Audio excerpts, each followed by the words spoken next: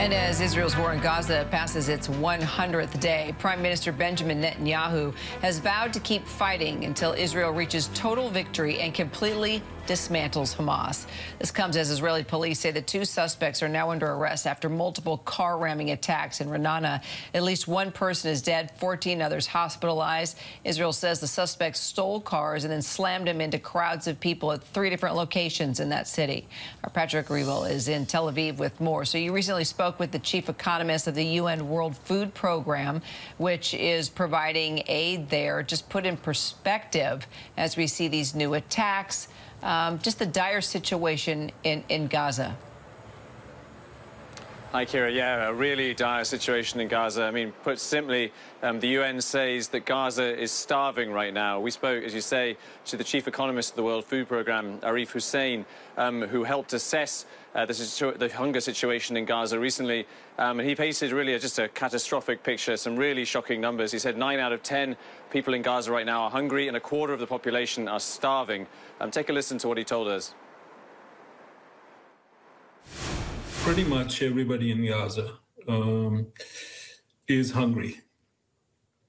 And of those people, about 26%, meaning 1/4 of the population, is literally starving. Where if we don't act now, if we don't bring in adequate supplies, if we are not able to deliver those adequate supplies to people wherever they may be, there will be a full-fledged famine. And that's what we need to avoid. Yeah, I mean, you heard that there over a quarter of Gaza's population now starving, which is over a 250,000 people. And, you know, he said that he's covered hunger crises for 20 years of his career. He said he's never seen anything like this for the speed, the scale and the magnitude. He called it unprecedented. Kira? So then you have Houthi militants striking a U.S.-owned and operated container ship with an anti-ship ballistic missile. What do we know about yet another attack, and what does this say just about the impact that the U.S. strikes had after they've continued to attack the waterways? Yeah, this happened earlier today. We know that a U.S.-owned and operated cargo ship was struck by a missile as it tried to pass through the Gulf of Aden, close to Yemen.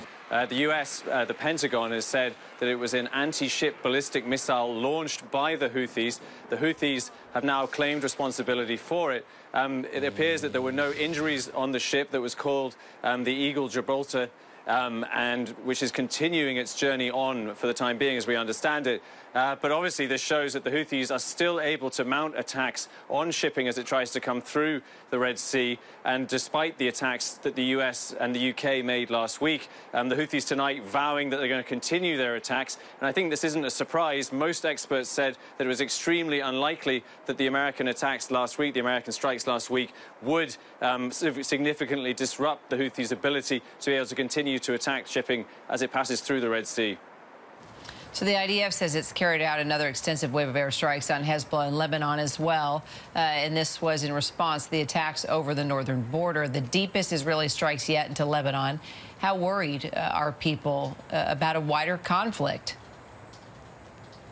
I think simply still very worried, really. Yes, these strikes over the weekend were the deepest that Israel has launched into Lebanon. They did it after a Hezbollah attack into Israel killed 2 Israelis. One of the strikes from Israel hit 35 kilometers into Lebanon. For the time being, this is still within the lines, I think, of the exchanges of fire that we've seen throughout this war. For now, Hezbollah and Iran appear not to want to escalate.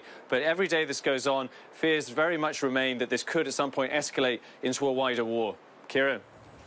All right, Patrick Reevell, appreciate your reporting. Hi, everyone. George Stephanopoulos here. Thanks for checking out the ABC News YouTube channel. If you'd like to get more videos, show highlights, and watch live event coverage, click on the right over here to subscribe to our channel. And don't forget to download the ABC News app for breaking news alerts. Thanks for watching.